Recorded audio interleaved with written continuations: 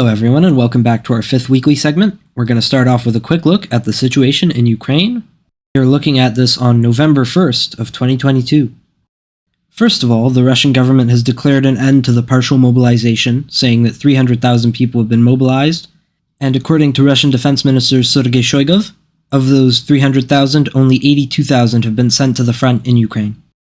Whether 82,000 is accurate is anyone's guess, but regardless, it's not a great sign for Russia that their people are out in the field already. For reference, in the US Army, they would still be in basic training. Now, we've also seen an increase in Russian attacks on Ukrainian cities, mostly along the front lines, but also a few on major cities, Dnipro, especially in Kiev. Now, according to Ukraine, the attack used about 55 cruise missiles, as I said, mostly on cities near the front, and Kiev has gotten its water supply back online, which was knocked out by a Russian attack very recently. Now look at Kherson. The Russian-appointed authority is claiming that 70,000 people have been evacuated to the left bank of the Dnipro, which counterintuitively is the bank that is further to the east.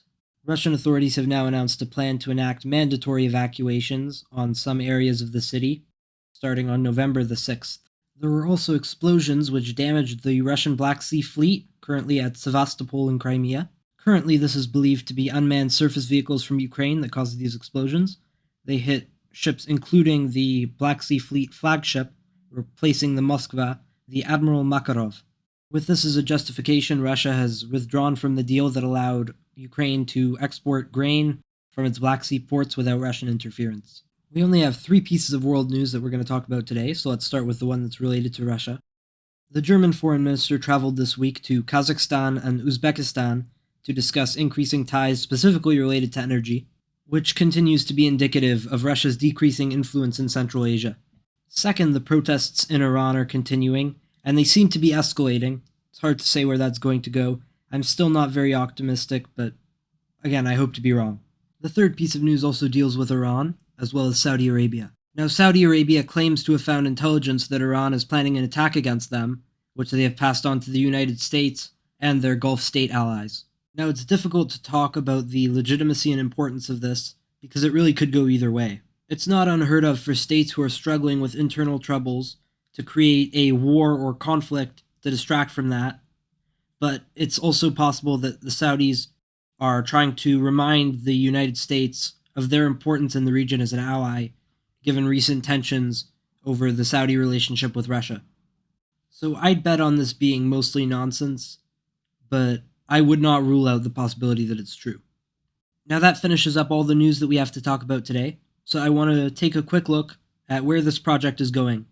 Now you may have noticed that this weekly segment is a couple of days late, and the main reason for that is that I've been spending a lot of time recently on reading and research. So coming up, and I don't have a timeline on this, but we're going to have more unique topical episodes like the one that we did on Dugin recently.